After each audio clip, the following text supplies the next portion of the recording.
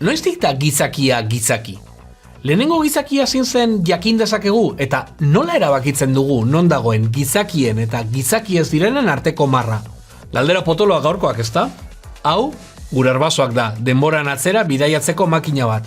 Gaur, gurean, homogeneroa. Eta agian, gonbidatu batzuk ere.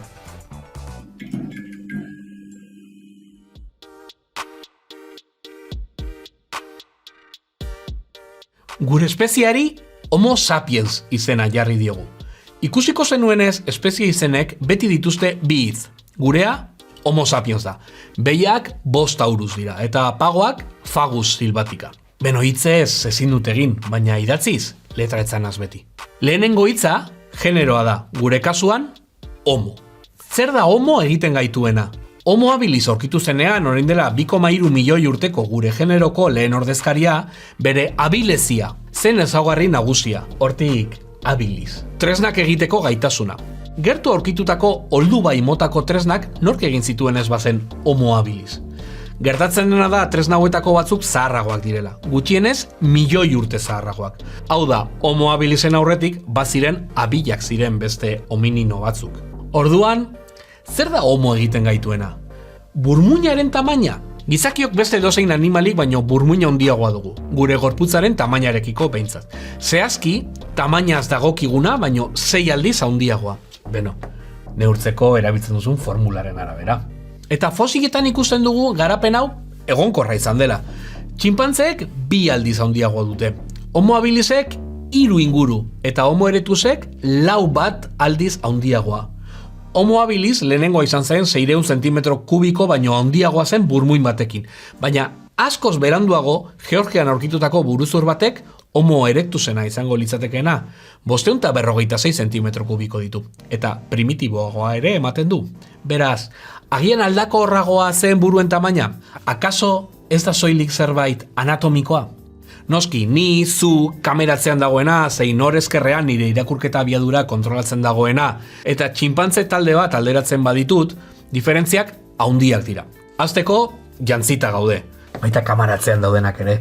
Mai baten bueltan, argiztapena dugu, zu pantaila baten atzean zaude. Baina, pixka bat atzera egiten badugu, 200 mona inguru. Paleolitoan egongo gara. Paleolitoko gure arbasoek teknologia bazuten, baina ehiztari biltzaile ziren.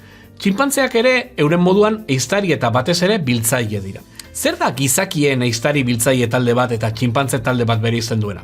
Hasteko, dieta. Tuberkulua jaten ditugu adibidez. Animali handiagoak ehizatzen ditugu. Askoz proteina gehiago irentzen ditugu. Gizakion dieta dibertsoagoa da, zabalagoa. Elikagai horiek jasotzeko estrategiak eta tresnak ditugu. Txinpantzeenak baino askoz ere garatuagoak. Janaria partekatzen dugu, ez soilik soberakina, baita taldean lortutakoa ere. Gehiagotan dugu elikadura eskuragarri. Gaixoak hartatzeko ditugu elikagai horiekin, eta umeak ere hobeto elikatzen dira. Hori gutxi balitz, talde handiagoak ditugu. Heldu ez direnak denbora gehiago zaindu eta elikatzeko aukera ematen diguna. Baita elkar babesteko ere. Horrela ume eta gazte denbora luzeagoz izan gaitezke. Gazte txartelak etze izuten arte, gutxienez. Denbora gehiago dugu ikasteko, garatzeko, kultura lortzeko. Bai, gehiago bizi gara, txinpantzeak baino ia 2-3 aldiz gehiago. Burmuinaren tamaiarena aldaketa anatomiko bada, baina berarekin datorren aldaketa kulturaren eta hizkuntzaren garapena da. Horri esker, estrategia berri bat dugu leinuan. Ikasketa soziala, berrikuntza kulturala eta zaintza kooperatiboa. Giza leinuaren evoluzioa ez da soilik prozesu biologikoa, baizik eta biokulturala. Gure evoluzio tresna, kultura da. Bidaia dezagun orain dela 3 milioi urteko Afrikako ekialdera. Klima aldatzen ari da, lehortzen, oiana desagertzen ari da eta ekosistema berri bat dago inguruan, sabana. Horren aurrean bertan bizi ziren gure arbasoek bi estrategia adaptatibo ezberdin garatu zituzten. Taldeetako batek murtsikatzeko sistema sendoagoa lortu zuen. Hortz oso handiak, aurpegi sendoak, gandor sagitala, kresta handia. Behar diren muskulu handiago horiei eusteko. Talde horri Paranthropus deitu diegu, edo Australopithecus sendoak. Belarra eta elikagai gogorrak jaten espezializatu ziren, eta orain dela 1.000.000 bat urte desagertu ziren. Beste taldean, gure taldean, garuna izan zen handitu zena. Hortzeria txikiagoarekin.